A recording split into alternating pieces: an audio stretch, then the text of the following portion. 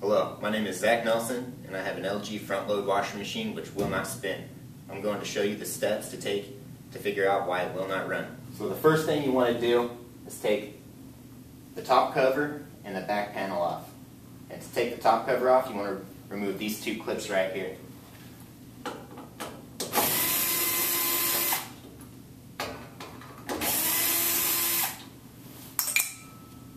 And these just pull right off.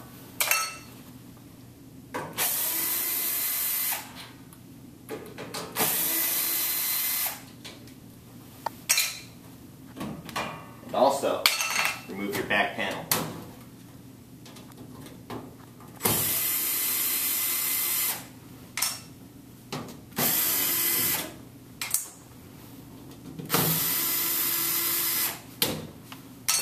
And then bend it slightly, and it'll come out of the grooves. And take that out. To remove the top cover, what you want to do is slide it back a couple inches and then lift up. Next thing you are going to want to do is test the three-phase motor and see if all the windings are good. To test the motor windings, you are going to want to take your multimeter and turn it on to ohms.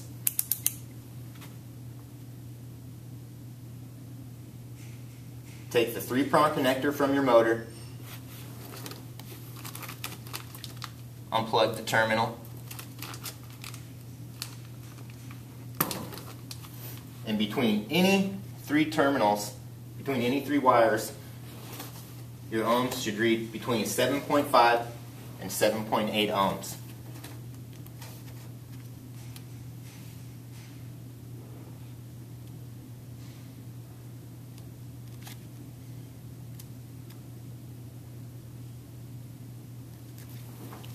If you got those readings between all the terminals, your windings are okay. So knowing that your windings are okay, next thing you want to test is the control board. To test the control board, we must first plug in our machine and go into the diagnostics mode. To enter the diagnostics mode, you must hold the spin speed and soil levels button simultaneously and then press the power button. Once in diagnostics mode, you'll want to press the start button one time to lock the door, and then one time to go into spin. 0 reads for 0 RPMs, which is our problem. The motor will not spin. So while in the diagnostic spin mode, you want to go to the rear of your machine and pull your power terminal off your motor.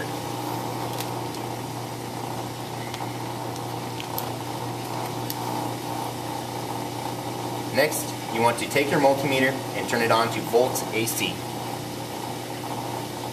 And see if you get between 140 and 150 volts between the three terminals. If you do not receive any voltage, your control board has failed.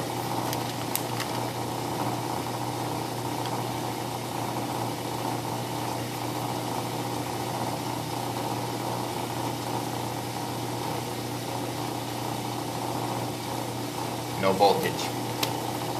So knowing your control board has failed, you are going to need to replace the control board. And to do that, you're going to want to unplug the power to the machine and remove the one screw from the pressure switch.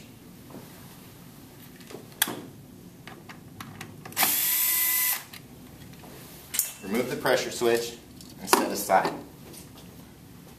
After that, you want to remove the terminal, the power terminal going in, and then with a putty knife, pull these clips back and gently remove them.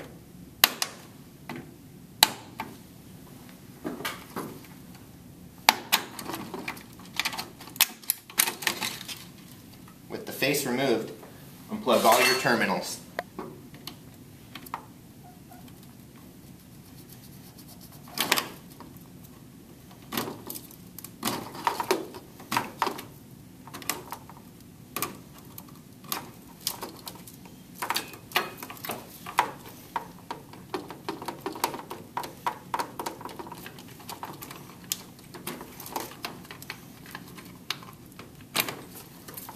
Once all the terminals are removed, you'll want to take the screw on the back of the control board out.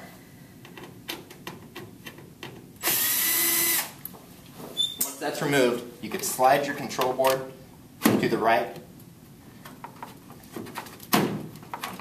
pull out. Put that out. Put the new control board in the exact way you got it in. That concludes my video.